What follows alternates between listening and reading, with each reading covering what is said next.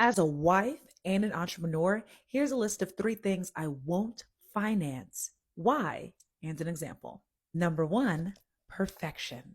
Examples. My husband and I are looking for a new house, and some of these houses we're finding will require a lot more of us as homeowners because they're bigger with larger lots and sometimes in communities that have like neighborhood responsibilities. So I had to call a quick timeout because if I'm too busy giving to the house, I can't give to our relationship. If it requires me to be perfect in order to maintain, I have nothing else to give to my husband.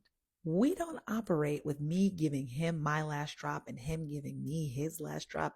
We operate by filling ourselves up and with that excess, making sure the priority is each other.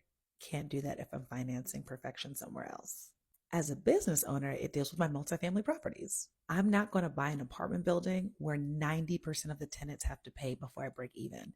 That is financing perfection. I like to break even a lot lower, 30, 40%, which gives me space to offer payment plans, rent relief, cash for keys. I do not finance perfection.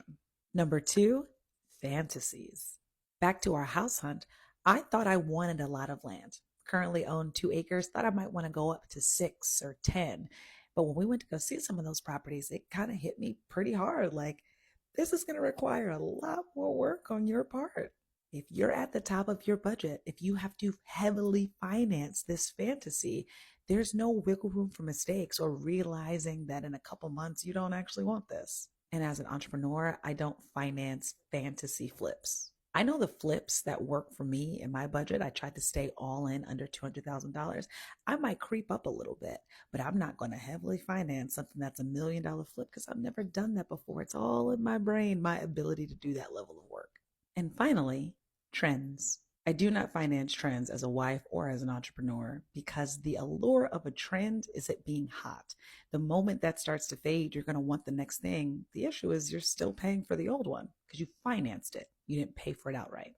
And those decisions are what have allowed me to be work optional, my family to live comfortably on one income while financing my husband's PhD. Hope that helps.